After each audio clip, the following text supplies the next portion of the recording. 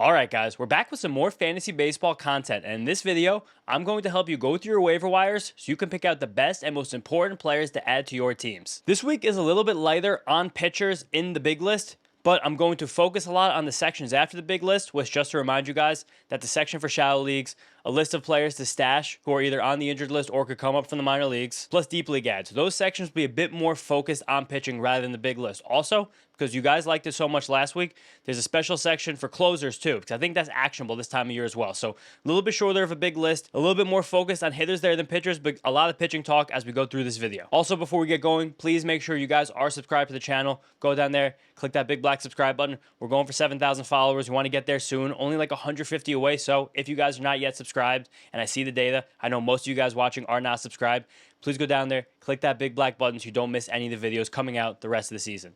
But all right, now let's get into it. The first player on the big list actually is a pitcher, and it's a very exciting pitcher. It's Cade Cavalli on the Washington Nationals. This past Wednesday, Cavalli made his first Major League appearance since 2022 and looked incredible, just unreal, like shockingly sharp for a guy that didn't pitch in the Major League since 2022. He was only able to last 4 1/3 innings, but struck out 6 batters and forced 19 swings and misses. 19 swings and misses. Tons of whiffs from Cavalli. And his stuff looks so good that makes me think that this swing and miss stuff can continue for the rest of the season. First up is fastball. He blazed one 100 miles an hour really early in the game and wound up sitting around 97 the entire time. And then honestly, his secondaries were a bit more impressive. Combined, his curveball and changeup forced 13 swings and misses and a 60% chase rate. So that means of every single curveball and changeup that Cavalli threw outside the strike zone, hitters on the Athletics in that game swung 3/5 of the time, 60%, and they were swinging and missing at them over and over and over and over again. It was just such a great return for Cavalli. You could see how happy he was during this game, giving a big hug to his friend Jake Irving in the dugout.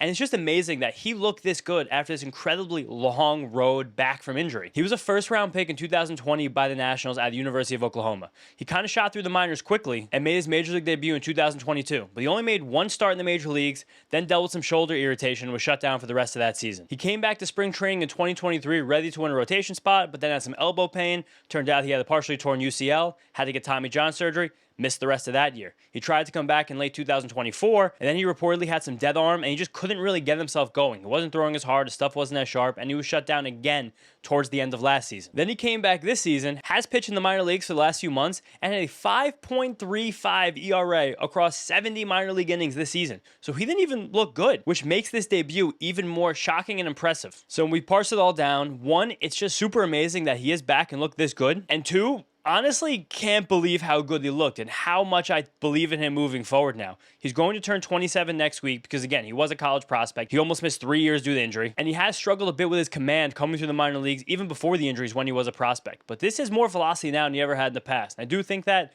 he enjoyed a bit of velocity bump in this debut, lots of emotions, lots of adrenaline. That'll make you throw the ball harder.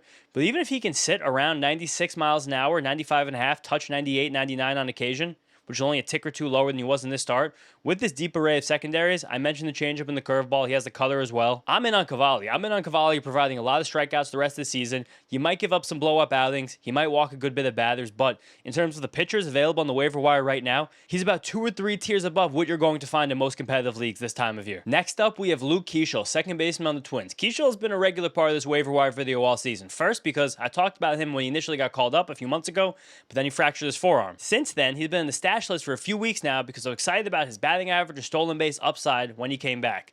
He's completely exceeded those expectations in 3 games as I'm recording this Saturday afternoon, plus the 7 games he played all the way back a few months ago before he fractured that forearm, with a 400 batting average, 500 OPS, 5 stolen bases, and 10 RBIs. If you think those stats are amazing, especially for a rookie, that's because they are. Since 2005, the only rookies to have a 500 on-base percentage, 10 runs batted in, and 5 stolen bases in any 10-game span are Keeschel and Mike Trout. So we're going back 20 years, and it's just Keeschel and Mike Trout. Great company there. I'm also just so impressed with Keeschel's plate discipline at this point in his career. He's only seen 133 pitches as a big leaguer, so it's not a huge sample whatsoever, but he has one of the lowest chase rates, one of the lowest whiff rates, and one of the lowest zone contact rates in the entire league to this point. But the one thing, while we really like this profile from Keeschel, we love the fact that he makes a lot of contact, we love the fact that he swings at the right pitches, we love the fact that he steals a bunch of bases.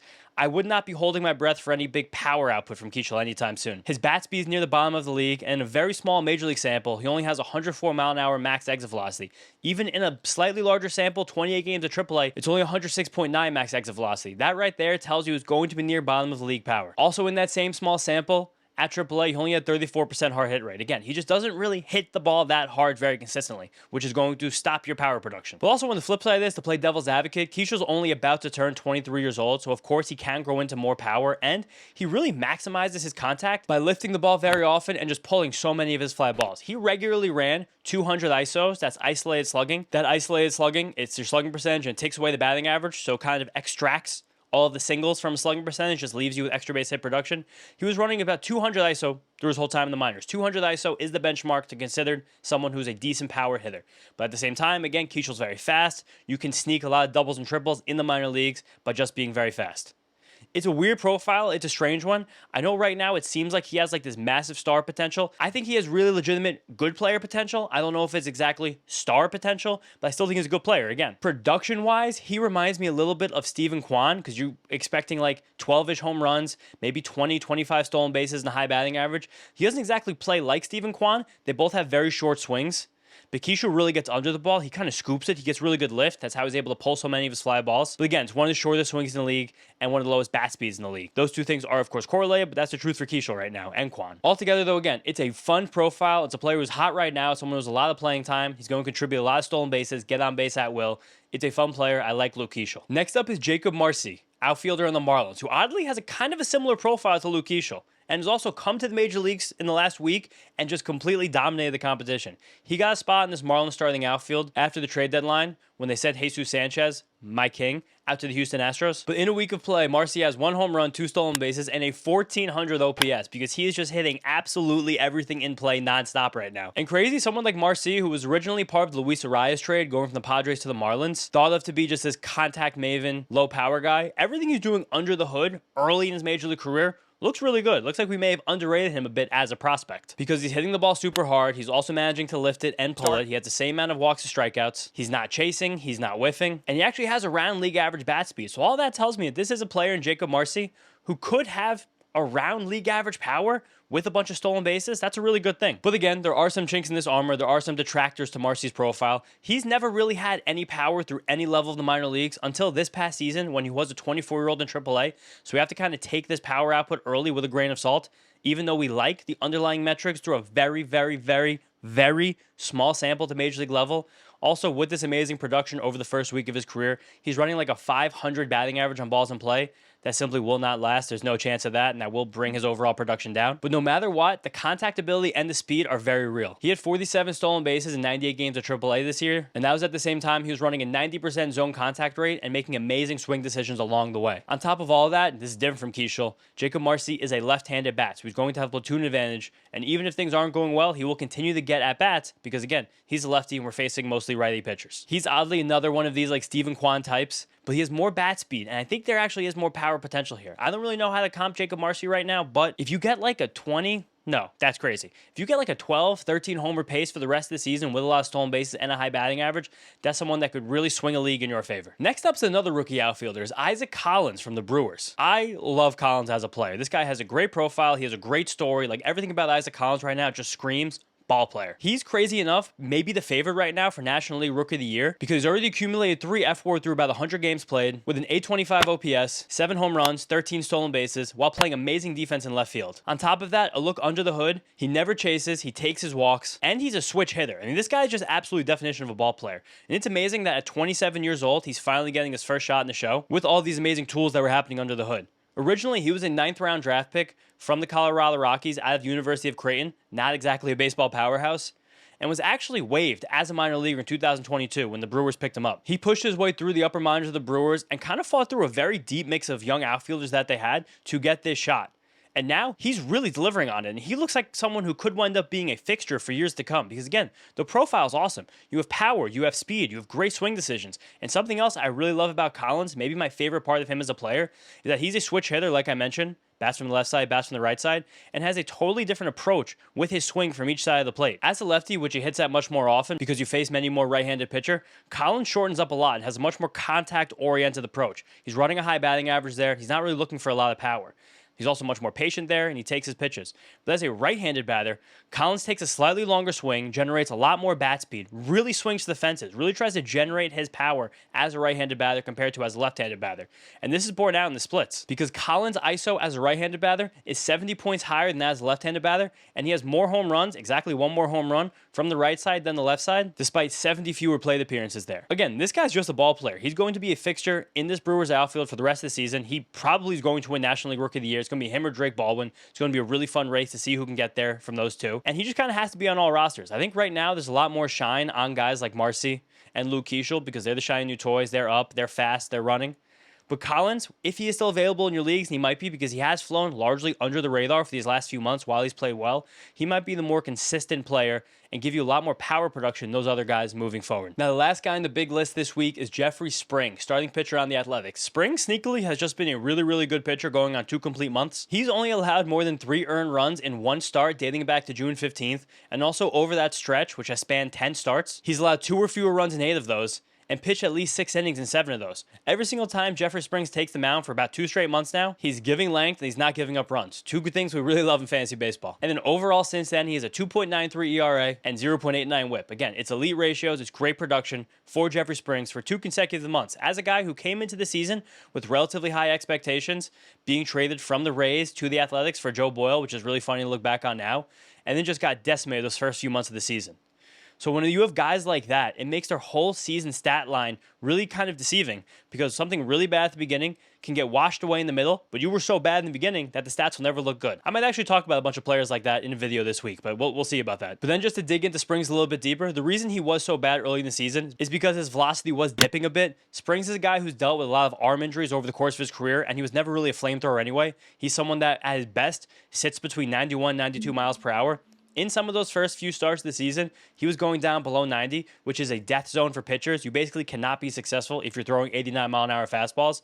But now, since beginning of June, Springs has ticked back up to that 91-mile-an-hour range, and look at that, he's effective again. But even with this incredible stretch, I really think Springs is more of good, not great. He's more of a guy to keep an eye on, especially when he's pitching on the road because Sacramento is such a horrible pitcher's park. You won't get tons of strikeouts, but you can plug a hole over these next few weeks with a guy like Jeffrey Springs, as pitching is just so hard to find this time of year. All right, guys, and that's the end of the big list for this week. But like I said at the top of the video, now I'm going to have some breakout sections talking about some closers, some shallow league targets, some players to stash, and some deep league targets before the end of the video talking about some players you can drop. But starting out in the second week of the closer section, the big one right here, big blinking light, pick up David Bednar if he's available in your leagues. There was some questions as Bednar was traded from the Pirates to the Yankees, along with Camilo Doval, with Devin Williams already there. Who would get the closer reps? Devin Williams has imploded for a full straight week again. Camilo Doval's been kind of since coming over from the Yankees. And David Bednar has saved the day in the Yankees' last 2 victories while working at least a 5-out save in each of them, saving the guy who was in trouble in the 8th inning and coming out in the 9th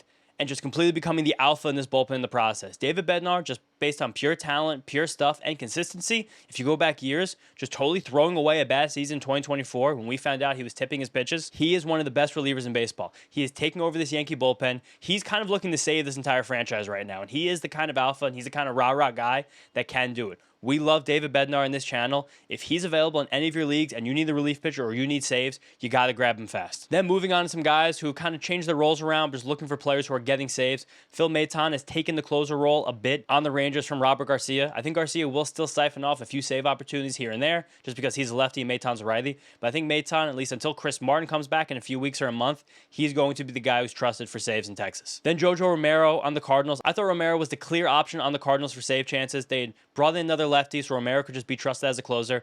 But in a game a couple days ago against the Dodgers, Romero entered in the 7th inning to face Shohei Ohtani. He pitched most of the 8th until he got out Freddie Freeman, and then Riley O'Brien came in to get out Teoscar Hernandez and pitch the 9th inning and get the save. So this is a bit more of a matchup-based bullpen than we thought a few days ago. I still like Romero, but it seems like him and O'Brien are going to split closer duties there. So it kind of nukes both their fantasy values. Unless you're in a deeper league, it makes both of them valuable. Then Keegan Aiken, he has become the trusted closer on the Orioles. He got a save, and he blew a tie game, and he got a save in his appearance after that. That's a closer to me. Dennis Santana had some awful, nasty outings, terrible, right after the trade deadline, taking over that Pirates closer job from Bednar, but he just worked a save on Friday. He looks to be this absolute, definite closer there.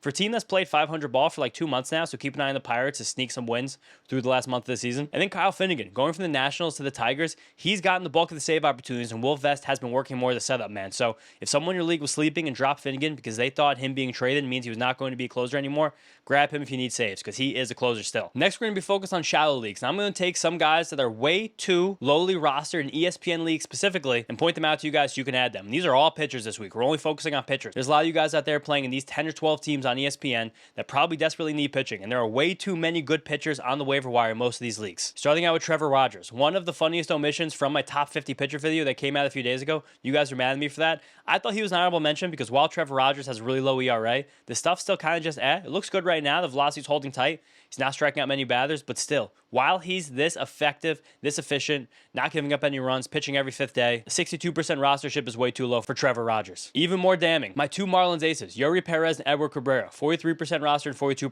rostered. I'm not kidding. These might be two of the 25 best pitchers in all of baseball. I ranked Cabrera just outside the top 30 in my last video, and then he just had another incredible start on Friday night where he struck out 11.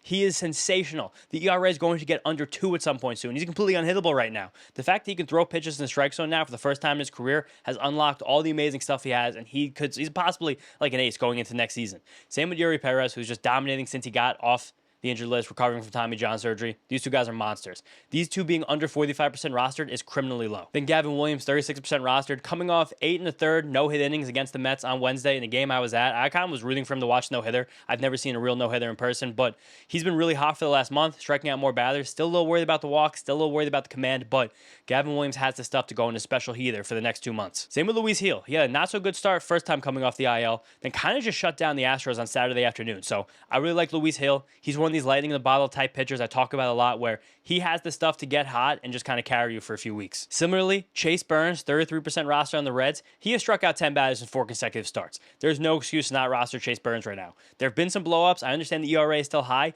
but 10 strikeouts in 4 straight starts, you don't get that in the waiver wire anywhere else. Only 33% rostered, way too low for Chase Burns. Same goes for Brian Bayo at 31% rostered. Very consistent 6 weeks now for Bayo. Like him a lot. Then a relief pitcher in here, Cade Smith, 24% rostered. Cade Smith is the closer on the Guardians. He's the absolute closer. This is a team in the playoff mix. They're winning a bunch of games. Cade Smith is probably right now, in all of fantasy baseball, in all of baseball, like a top 6 closer in the whole show. He's that good of a relief pitcher, flying too far under the radar. And then lastly, I have to mention him, Zebby Matthews. He's pitching on Saturday as I'm recording this, so fingers crossed nothing bad happens, but you guys know Zebby's my king. You guys know I'm trusting Zebby every single league moving forward through the rest of the season. Stuff, command, he's got it all. Next, we have the stash list. Players in the minor leagues or on the injured list you guys should possibly consider stashing. On your rosters, I have to mention him, Bubba Chandler.